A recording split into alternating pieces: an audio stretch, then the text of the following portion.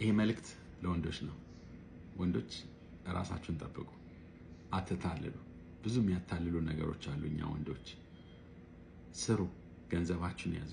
ይቻለም ገንዘብ ካልያዝክ ለወንድ ጥሩ አይደለች። ቢረብህ ምሳ የሚገዛልህ አታገኝም። እንደ ሴት አይደለም። ያልሆነ ሴት ቼስ አታደርጉ። ህይወታችሁ ላይ ቫልዩ አድ ማታረግ፣ የእናንተን ህይወት ገደል ምትከት ሴት ጋር አትሆኑ።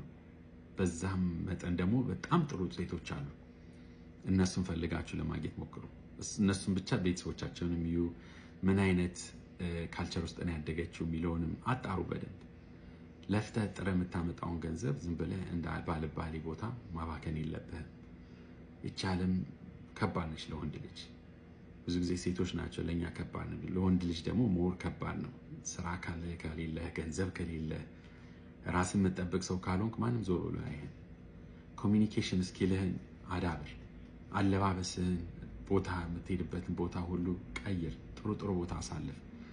ሁል ጊዜ ራስህን ለማሻሻል ራስህን በቃ ለሳቲስፋክሽን እንዲኖርህ ጠንክረህ ስራ።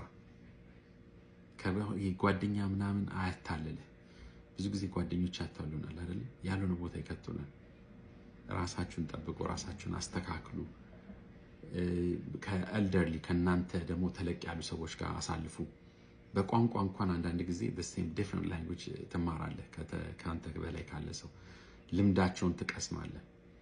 እና ወንዶች ተጠንቀቁ፣ ራሳችሁን ያዙ፣ ራሳችሁን ጠብቁ፣ ገንዘባችሁን ያዙ፣ ተማሩ ላለው ይመቻችሁ።